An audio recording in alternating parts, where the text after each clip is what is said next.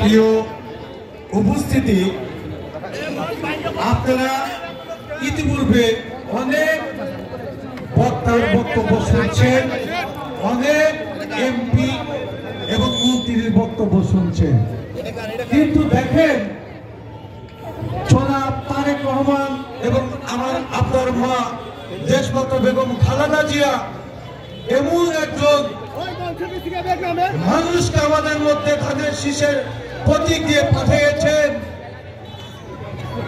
শাহজাদপুর উপজেলা তথা এনায়েতপুর থানার গণমানুষের নেতা, আজকে যিনি প্রধান অতিথি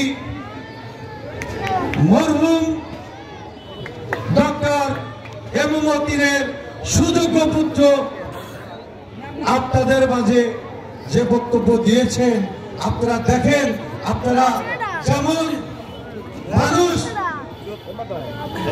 মিছিলে উন্মাদ হয়ে যায়, আপনারা তার বক্তব্য শুনে ঠিক অনুরকম ওই ভাব তাকে দেখিয়েছেন।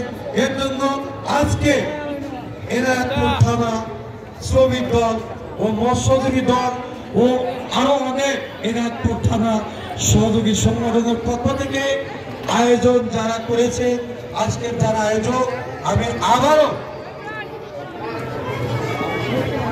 আবারও তাদেরকে অভিনন্দন জানাই।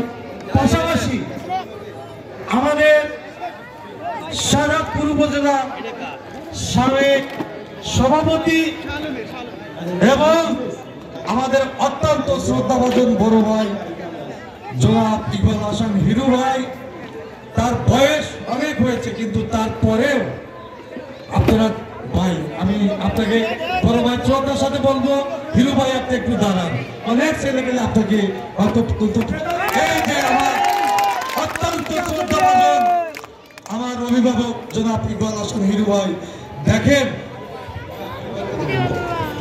জালালপুর থেকে তারা জালালপুরের যে সমস্যাগুলো এনায়েতপুর থানা যে আজকের গণসংযোগ সেটাকেও সফল করার জন্য জালালপুরে মিটিং করে আবার আমাদের মাঝে উপস্থিত হচ্ছেন আমার অত্যন্ত স্নেহভাজন ছোট ভাই, কিন্তু বয়সে ছোট হলেও যাকে রাজনৈতিক বড় পদ পদবীর দায়িত্ব দেওয়া হয় তখন তাকে সে সম্মানটা দেওয়া উচিত।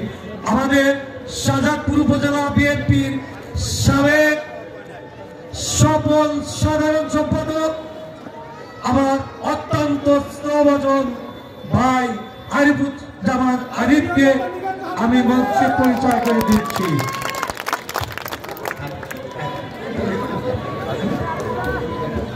প্রিয় ভাই আমার, শাহজাদপুর উপজেলার সাবেক সাংগঠনিক সম্পাদক রেজাউল করিম রাজা, আমি যদি বলি একসাথে রাজনীতি করেছি,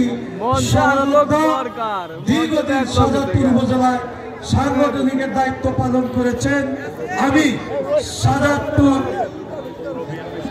পৌর বিএনপির সাবেক সিনিয়র সহসভাপতি, আমার অত্যন্ত ভালোবাসার একজন ব্যক্তি রেজাউল করিম রাজা ভাইকে পরিচয় করে দিচ্ছি। পাশাপাশি যে বক্তব্যের আয়োজন হবে, আমরা নেতার নির্দেশ মেনে চলব। পরিশেষে সকলের কাছে আগামী দিনে ধানের শীষে ভোট চেয়ে আমরা যেন ব্যাপকভাবে ডক্টর এম এ মুহিত ভাইকে ভোট দিয়ে বিজয় করতে পারি, এই আশা প্রত্যাশা রাখি। পরিশেষে আমার আপনার মা দেশমাতা বেগম খালেদা জিয়া অসুস্থ, আমি আবারও আজকের এই মহা নির্বাচনের জনসভা থেকে সকলে নামাজ পড়বেন, তার জন্য দোয়া করবেন। তার সুযোগ্য পুত্র জনাব তারেক রহমান আমাদের দেশে দূরতে ফিরে আসুন, এই আশা প্রত্যাশা রেখে আমি আমার বক্তব্য শেষ করছি। পাশাপাশি আজকের এই জনসভা এখানে সমাপ্তি ঘোষণা করছি। আল্লাহ হাফেজ, আসসালামু আলাইকুম। খুশি হয়েছে আপনার